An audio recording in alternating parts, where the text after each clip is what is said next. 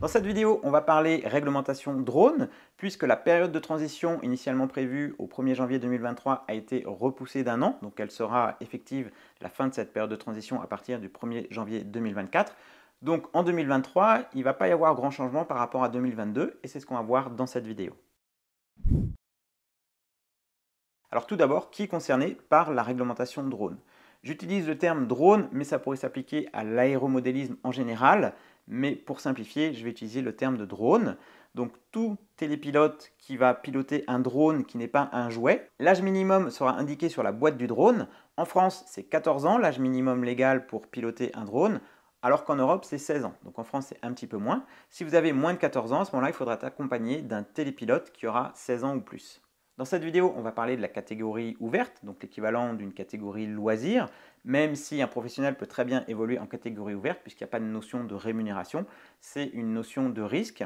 Donc ce sont des missions ou des vols effectués donc, dans des conditions simples et qui sont peu risqués par rapport au poids du drone ou par rapport à l'environnement. Donc c'est ce qu'on appelle la catégorie ouverte, qui correspond à un usage loisir dans la majorité des cas. On va voir également que le poids du drone est important par rapport à la réglementation, puisqu'il va falloir observer différentes règles en fonction des différentes plages de masse de votre drone. Alors, la première chose à respecter lorsqu'on fait voler un drone, c'est d'évoluer dans un espace autorisé. Donc pour ça, on va se rendre sur la carte Géoportail, c'est la référence officielle, qui va nous donner les hauteurs par rapport au sol ou par rapport à certains points définis, donc des aérodromes ou des aéroports par exemple, et qui va déterminer donc la hauteur à laquelle on peut voler. Sur la carte, s'il n'y a pas de couleur déterminée, on peut voler jusqu'à 120 mètres. C'est la hauteur maximum légale qu'on peut atteindre avec un drone par rapport au sol. Donc c'est 120 mètres maximum en France. Mais il y a certaines zones, par exemple à proximité d'aéroports ou d'aérodromes, où on a des hauteurs inférieures. Par exemple, ça peut être 100, ça peut être 50, ça peut être 30 mètres en fonction de l'endroit où on est. Donc ces différentes hauteurs, on va avoir des codes couleurs différents.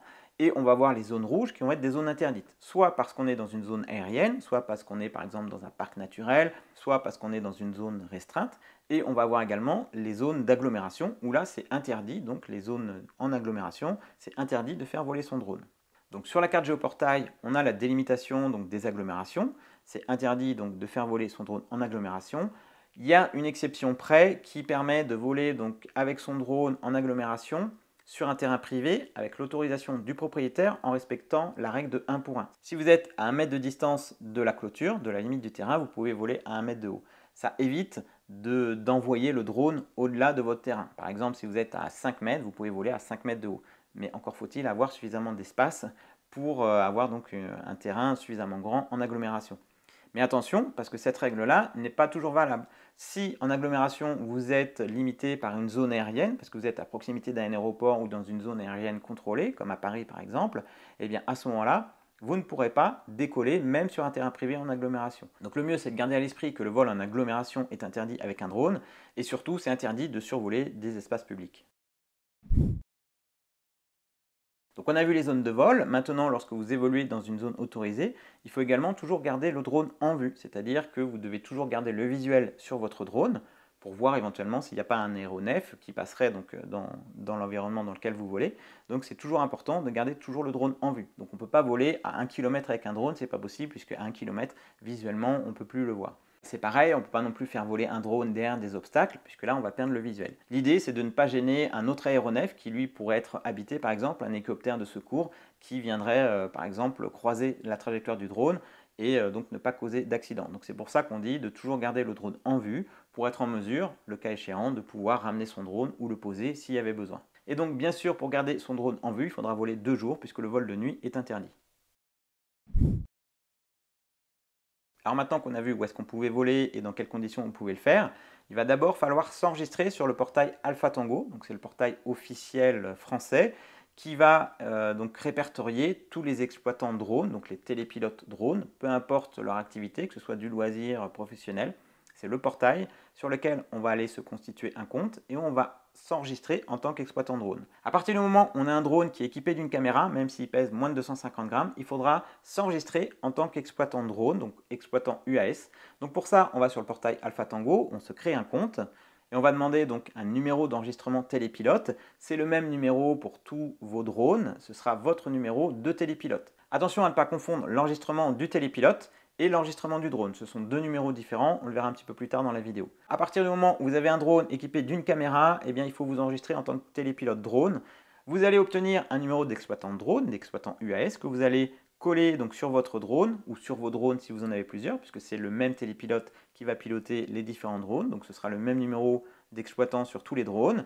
Il faut que ce numéro soit visible à 30 cm à l'œil nu. Et maintenant, on va voir qu'en fonction du modèle ou du poids, plus précisément, de chaque drone, vous allez avoir différentes contraintes qu'il va falloir respecter. Si vous avez un drone de moins de 250 grammes, donc la gamme des mini, et bien là, vous allez devoir donc vous enregistrer, encore une fois, en tant qu'exploitant drone. Vous n'aurez pas de QCM ou d'examen obligatoire à passer, puisque le drone fait moins de 250 grammes, même si c'est recommandé, il n'y a pas d'obligation à ce niveau-là. La seule chose avec un drone de moins de 250 grammes, c'est d'apposer donc son numéro d'exploitant sur le drone.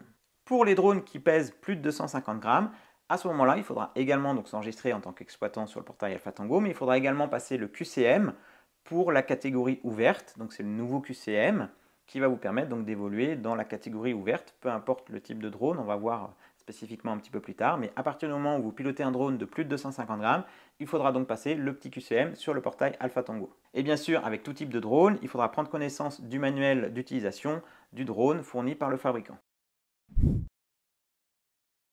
Alors ensuite, ça se complique un petit peu par rapport à la classe du drone, s'il est classé CE drone ou non. Alors, ce n'est pas la classe CE comme on peut le voir sur la norme CE de n'importe quel objet ou jouet. Là, c'est vraiment une classe spécifique CE drone qui va classer le drone en C0, C1, C2, C3, C4 par rapport justement à ses caractéristiques techniques ou son poids. Donc là, on va avoir deux cas de figure. Soit votre drone, c'est un drone ancien, entre guillemets, qui n'a pas de classe CE drone, ou soit c'est un drone relativement récent avec la classification C quelque chose. Et là, ça va être beaucoup plus simple puisqu'il va être dans une grille, dans une catégorie très spécifique et on sait exactement ce qu'on peut faire avec. Pour un drone de moins de 250 grammes, le survol des personnes isolées est toléré, mais attention, avec n'importe quel type de drone, vous n'avez pas le droit de survoler des groupes de personnes. Si votre drone est léger, moins de 250 grammes, on estime que le risque est limité et donc vous pouvez survoler des personnes isolées, c'est toléré. Si en 2023, vous volez avec un drone qui n'a pas de classe CE drone, donc un drone ancien, s'il pèse plus de 500 grammes, à ce moment-là, il faudra respecter des distances par rapport aux personnes et aux habitations.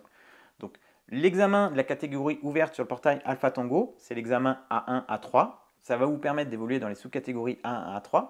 Mais si vous avez un drone de plus de 500 grammes, si vous souhaitez voler à 50 mètres des personnes et sans distance limite par rapport aux habitations, à ce moment-là, il faudra passer un examen supplémentaire, le brevet d'aptitude de pilote à distance, qui va vous permettre de voler un peu plus près des personnes et sans limitation par rapport aux zones résidentielles ou commerciales. Maintenant, le problème, c'est que fin 2022, cet examen A2 n'est toujours pas disponible en France. Donc, si vous voulez le passer, vous pouvez le faire en ligne sur les portails étrangers, par exemple en Belgique notamment ou au Luxembourg, pour obtenir cet examen A2 qui va vous permettre donc de voler un petit peu plus près des personnes et des habitations. Donc en 2023, si vous voulez par exemple avec un Mavic Air 2 qui fait plus de 500 grammes et que vous n'avez pas l'examen supplémentaire pour voler en sous-catégorie A2, à ce moment-là, eh bien, vous serez obligé de garder une distance de 150 mètres par rapport aux habitations ou aux zones résidentielles et voler loin des personnes.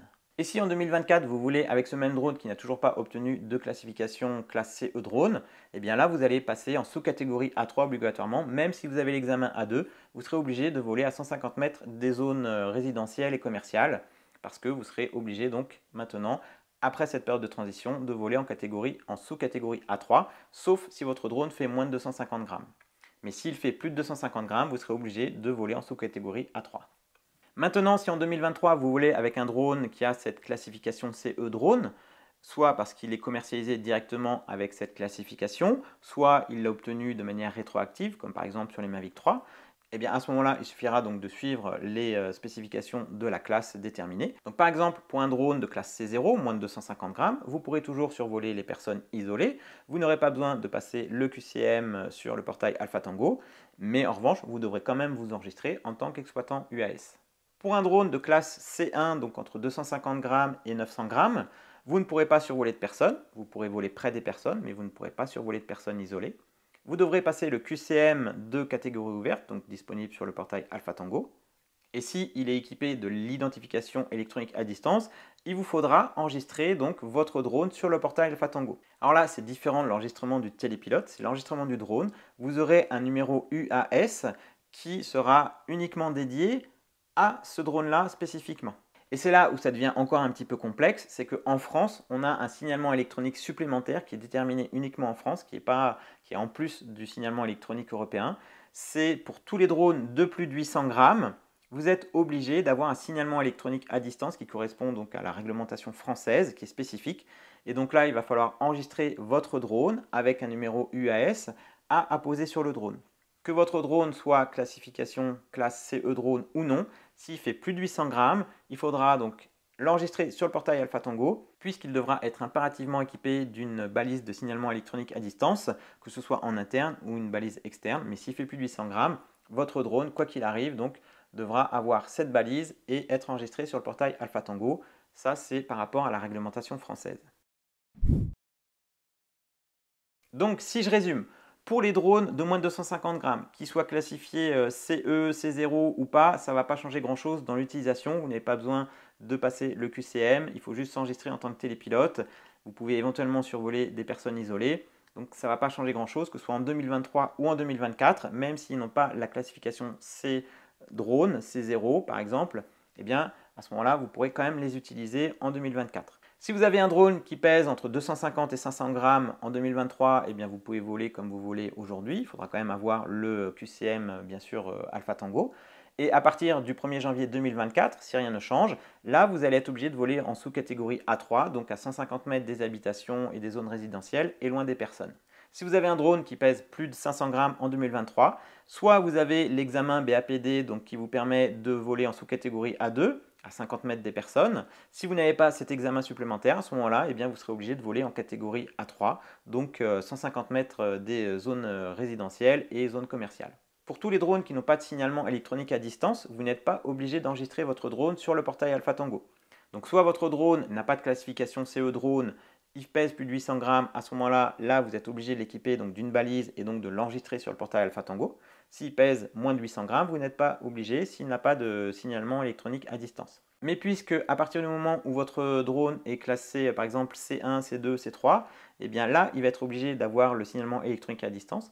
Imaginons que le DJI R2S obtienne sa classification C1 drone par exemple, eh bien à ce moment-là, il faudra l'enregistrer, ce sera obligatoire parce qu'il va devoir donc avoir le signalement électronique à distance pour correspondre à cette classification C1.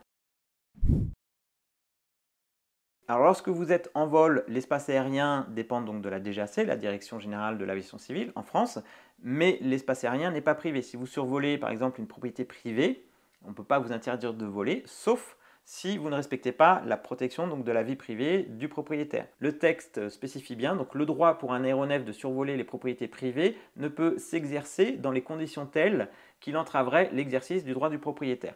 Donc globalement, là, c'est le bon sens qui prime et éviter donc de nuire à la vie privée des personnes. Ce qu'il faut savoir, c'est que lorsque vous faites voler votre drone, vous êtes responsable des dommages que vous pourriez causer avec votre drone.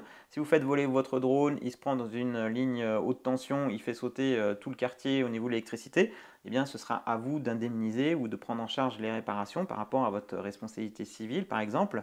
La plupart du temps, il faut consulter votre contrat habitation. La pratique de l'aéromodélisme en général est couverte par votre contrat habitation, mais ça va dépendre du poids du drone, enfin pas mal de choses. Donc il vaut mieux vous renseigner auprès de votre assureur, mais sinon il existe également donc, une assurance spécifique pour le drone loisir. J'avais fait une vidéo dédiée. Donc je vous remets le lien ici de cette vidéo sur les assurances pour le drone loisir.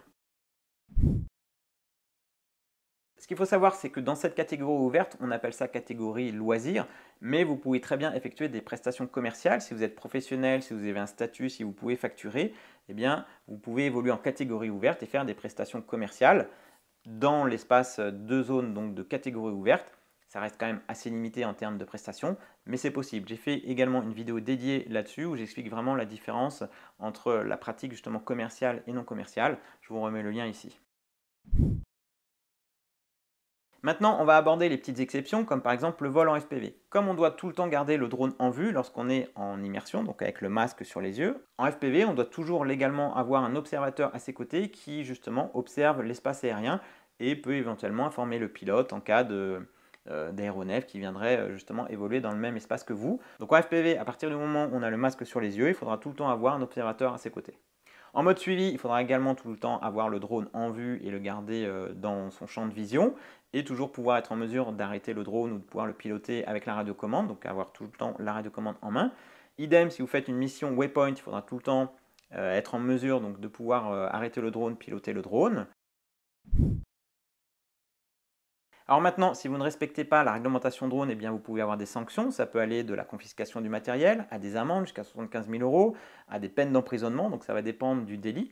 Mais typiquement, tout ce qui est vol de nuit, vol dans des zones aériennes ou à proximité d'aéroports, survol de personnes, eh bien tout ça, ça peut être très très grave en cas d'accident. Donc c'est pour ça qu'il faut respecter la réglementation et avant tout c'est le bon sens qui prime. C'est sûr qu'en pleine journée, au-dessus des champs ou au-dessus d'une forêt, eh ben, il y aura beaucoup moins de risques qu'à proximité de zones habitées ou de zones où il y a du monde. Donc c'est pour ça qu'on distingue donc la catégorie ouverte.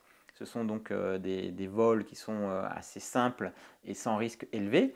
Si vous souhaitez effectuer des missions en agglomération pour votre métier ou quoi, à ce moment-là, il faudra passer l'examen de télépilote professionnel et là, vous pourrez demander les autorisations et avoir donc effectué un vol avec toutes les conditions de sécurité liées justement à une qualification de télépilote professionnel. Et lorsque vous volez avec votre drone, vous devez être en mesure de présenter donc ces papiers sous forme numérique ou papier aux autorités qui viendraient vous contrôler. Alors voilà pour cette partie réglementation, je sais que ce n'est pas forcément le plus facile à comprendre en fonction de tous les critères spécifiques. Ce qu'il faut retenir, c'est qu'un drone moins de 250 grammes, c'est quand même beaucoup plus facile en termes de réglementation. Si vous avez un drone de plus de 250 grammes, et bien à ce moment-là, il faudra regarder donc les distances par rapport aux personnes et aux habitations à respecter. Si vous avez un drone de classe C1, C2, C3, et bien à ce moment-là, il faudra donc bien sûr passer le QCM de catégorie ouverte sur le portail Alpha Tango, enregistrer son aéronef puisqu'il aura un signalement électronique à distance et bien sûr respecter les zones de vol. Si vous avez un drone ancien entre guillemets qui n'a pas de classe CE drone, à ce moment-là, la plupart du temps vous serez obligé de voler en sous-catégorie A3, donc à 150 mètres des habitations loin des personnes, sauf si vous avez l'examen A2 où là vous pourrez voler un petit peu plus proche. Mais quoi qu'il arrive, à partir du 1er janvier 2024, vous basculerez en sous-catégorie A3. Donc ce qu'il faut savoir, c'est que même si vous avez un drone ancien, vous pourrez quand même voler en 2024, en 2025 avec ce drone-là, mais vous serez limité à la sous-catégorie A3. Je mets dans la description de cette vidéo tous les liens vers les ressources officielles, que ce soit le lien vers le portail Alpha Tango pour vous enregistrer en tant qu'exploitant de drone, le lien vers le guide de la catégorie ouverte où là vous allez retrouver toutes les réponses à vos questions. Si vous avez d'autres questions, vous pouvez également les poser en commentaire. Alors si ça évolue d'ici le 1er janvier 2024, eh bien sûr je vous tiendrai au courant et puis je referai une vidéo dédiée donc, sur la réglementation drone en 2024 avec la fin donc, de cette période de transition. D'ici là, je vous dis à très bientôt pour de prochaines vidéos. Ciao!